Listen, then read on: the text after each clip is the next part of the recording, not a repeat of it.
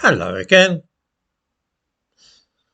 A lot of people seem puzzled when they hear about drag queens being hired to read stories to babies and toddlers. Why would anybody do such a thing, they ask themselves in bewilderment.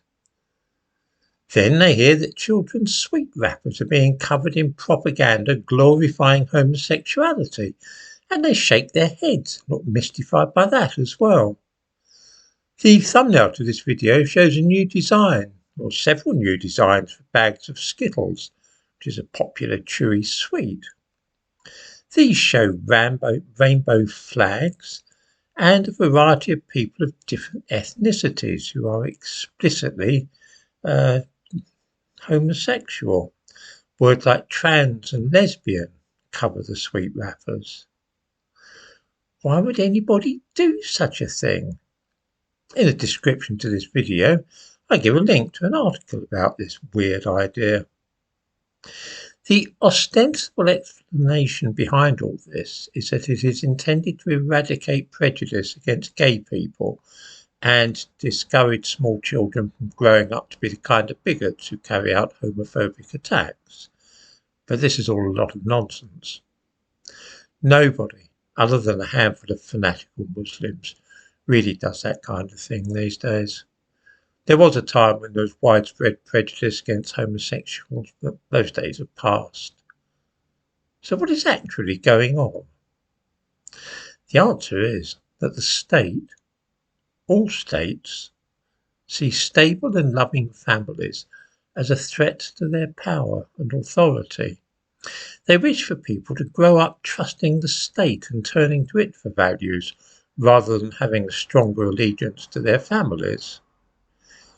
The obvious solution then is to weaken the family and ensure that children grow up viewing this institution with suspicion and relying for their opinions instead upon state functionaries such as teachers and social workers. I have an idea that the real aim of all this is to make such things as a man dressing himself up as a grotesque caricature of womanhood seem normal. I think that the same motive is behind all the rainbow stuff that children encounter at school, and indeed the images which are now appearing on their sweet wrappers. I think that something about traditional family structure is felt in some quarters to be undesirable. Perhaps it's because children who grow up in proper families with their mother and father as their role models are likely to feel a powerful loyalty towards the family rather than the state. For example, all my loyalties these days lie only with my wife and children, and this trumps anything at all to do with society or the state in general.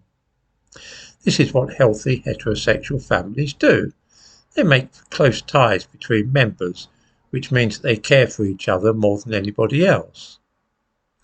This is irritating to people who feel that children should be taught correct views on matters relating to race, sexuality and so on, not by their parents, but by officials of the state.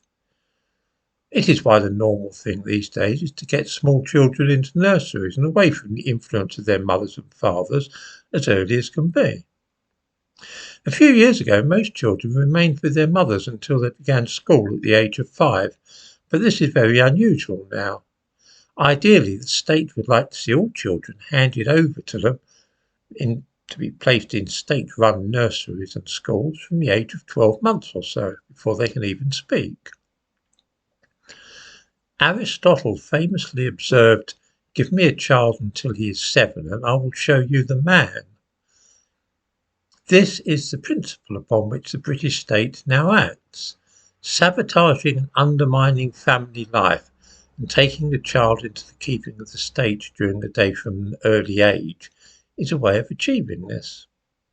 By teaching children from a very early age that the nuclear family is an outdated notion and that being gay or bisexual or changing sex is what is normal, it is hoped that the normal family will in time wither away, and the only family that most growing children will know is the state. This is, of course, one reason why home education is on the rise in this country.